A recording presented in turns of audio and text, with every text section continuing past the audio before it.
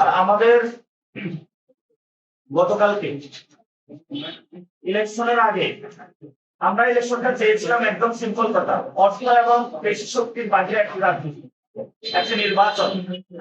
কিন্তু ইলেকশনের আগে আমরা দেখলাম কারো হাতে অস্ত্র, কারো হাতে দা, কারো হাতে এখন মাদক পাওয়া যাচ্ছে। আমরা ঢাকা হাতে মাদক, অস্ত্র এই সংস্কৃতি দেখতে চাই না, শক্তির সংস্কৃতি দেখতে চাই না।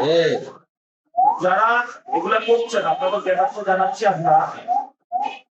আমরা 12 তারিখের পরে যারা অভ্যস্ত হয়ে গিয়েছেন তাদেরকে আমরা পুনর্বাসন ব্যবস্থা নিয়ে যাবো। আর যারা মাদক হাতে তুলে দিয়েছে তাদেরকে আমরা বুড়িগঙ্গার পানি খাওয়াবো। ঢাকা হাটে একজন মাদক সম্রাট আছে, যিনি কর্মীদের হাতে মাদক তুলে দিচ্ছে। আমি আপনাদের উদ্দেশ্যে বলবো, জনগণের হাতে কর্মীদের হাতে মাদক তুলে দিবেন না, তাদের হাতে লিফলেট তুলে দিবেন, একটা চাকরি তুলে দিবেন। এবং গতকালকে ঢাকা বিশ্ববিদ্যালয় এরিয়াতে বিএনপির সেগুনবাগিচা ইউনিটের সেক্রেটারি উনি আসছে, তাকে ছাড়াইতে।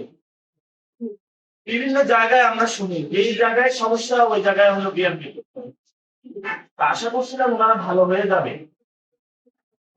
কিন্তু লেসও ঠিক হয় না। যতই সোজা করার চেষ্টা করা হয় এগুলোকে সোজা করা যাচ্ছে না।